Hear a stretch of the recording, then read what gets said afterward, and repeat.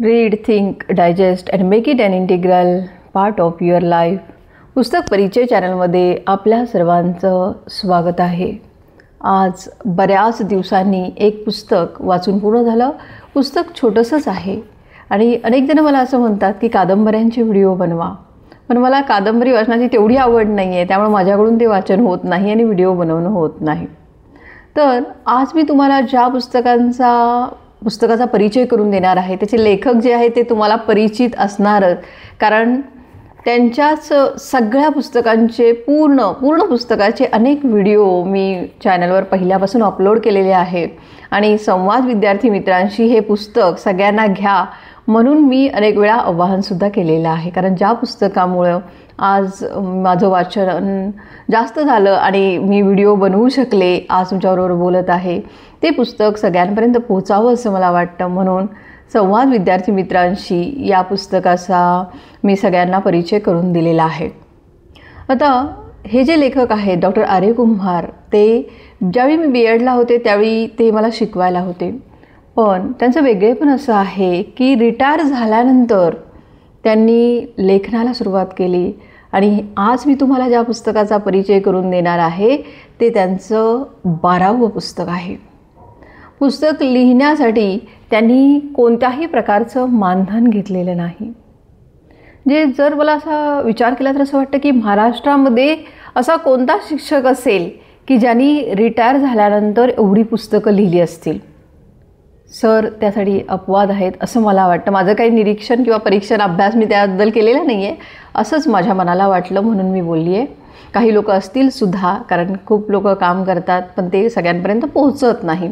आता हेच लेखक जे आहेत त्या लेखकांचं सुद्धा तसंच आहे. त्यांनी स्वतःच्या पुस्तकांचा प्रसार कधीच केला नाही, पण जर तो प्रचार केला असता तर त्यांच्या पुस्तकाच्या मला वाटतं खूप आवृत्त्या निघाल्या असत्या.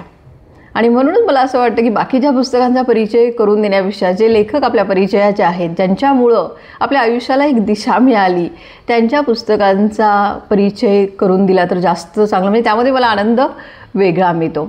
तर आज मी तुम्हाला ज्या पुस्तकाचा परिचय करून देणार आहे ते पुस्तक आहे कर्मवीर भाऊराव पाटील, शोध आणि बोध.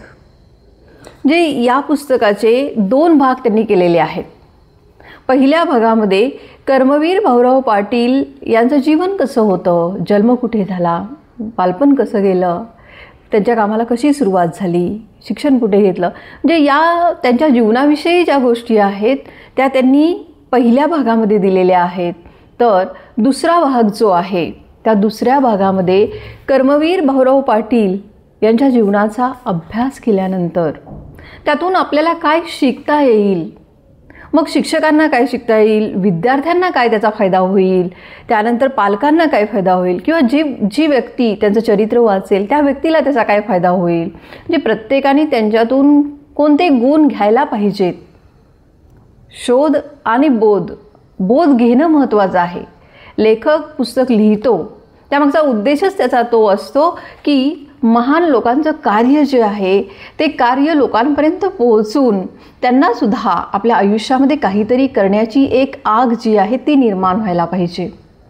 व ती आग निर्माण झाली तर ते वाचन जे आहे ते कृतीत उतरून त्या लेखकाचा हेतू साध्य झाला असं आपल्याला म्हणता येईल. आता या पुस्तकाच्या प्रस्तावनेमध्येच लेखकांनी म्हटलेलं आहे की त्यांची संपूर्ण नोकरी जी आहे ती रयत शिक्षण संस्थेमध्ये झाली आणि मग रयत शिक्षण संस्थेमध्येच आपण नोकरी केली. आपलं आयुष्य त्या पूर्ण नोकरीमध्ये रयत शिक्षण संस्थेमध्येच गेलं. मग त्यामुळे रयत शिक्षण संस्था ज्यांनी उभारली, ज्यांनी सुरू केली ते कर्मवीर भाऊराव पाटील यांचं आपण काहीतरी देणं लागतो आणि म्हणूनच त्यांचे विचार लोकांपर्यंत पोहोचवायला पाहिजेत. आणि असं केल्यानंतर आपण त्यांच्या ऋणातून थोडं मुक्त होऊ असं लेखकांना वाटलं आणि म्हणून लेखकांनी हे पुस्तक आपल्यासाठीच लिहिलेलं आहे. पुस्तकाचं नाव आहे कर्मवीर भाऊराव पाटील, शोध आणि बोध.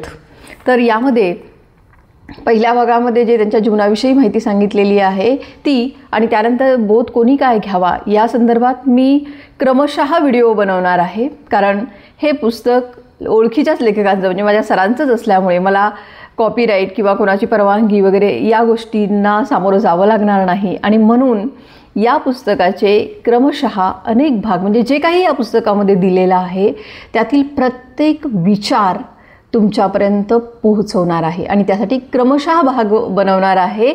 मग आज मी फक्त पुस्तकाविषयी सांगितलं. पुढच्या भागामध्ये कर्मवीर भाऊराव पाटील यांचं जीवन कसं होतं त्या संदर्भात सांगायला सुरुवात करणार आहे. धन्यवाद.